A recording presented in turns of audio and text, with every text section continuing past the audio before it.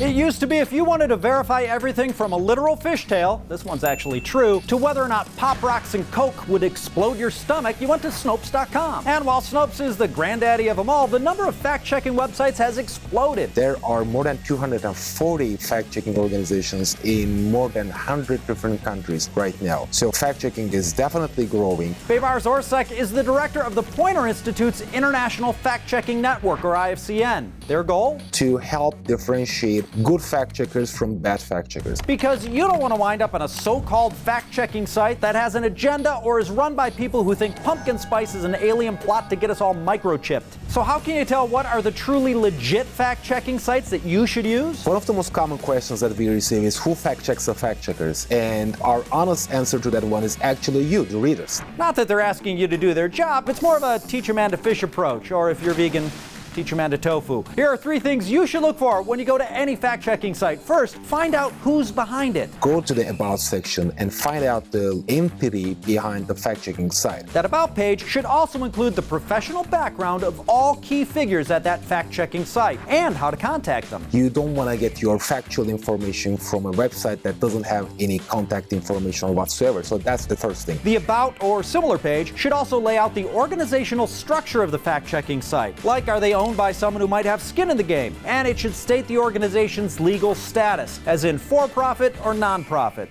Speaking of profit, follow the money. The fact-checking website should provide you with the information so you can just go and check out who is actually behind funding of the organization. If the site accepts funding from other organizations, they should have a stated policy that fact-checkers have complete independence when investigating a story. And no matter what the policy statement says, certain kinds of funders are a red flag. You don't want to see a fact-checking organization funded by governments or political parties or their interest groups. So it's very important to make sure the fact-checkers are genuinely working on improving the public discourse in the country. Finally, on any fact-checking site, make sure the process is transparent. All fact-checking websites should have a clear methodology that walks through their readers on how do they do their fact-checking. You hear this in science all the time. The results should be replicable. For a fact-checking site, that means you should be able to trace their links back to their sources. Readers should be able to replicate the work, follow the same steps, and come up with, if not the same, at least a similar verdict with the fact-checking website. And everyone makes mistakes now and then, so the fact-checking website should provide an open and honest corrections policy. Okay, this is a lot, so how about a cheat sheet? You can find all 90 fact-checking sites that have agreed to the IFCN's Code of Principles at ifcncodeofprinciples.poynter.org/signatories, which includes 10 US-based outlets. What to look for when you're looking for facts is at the top of the list.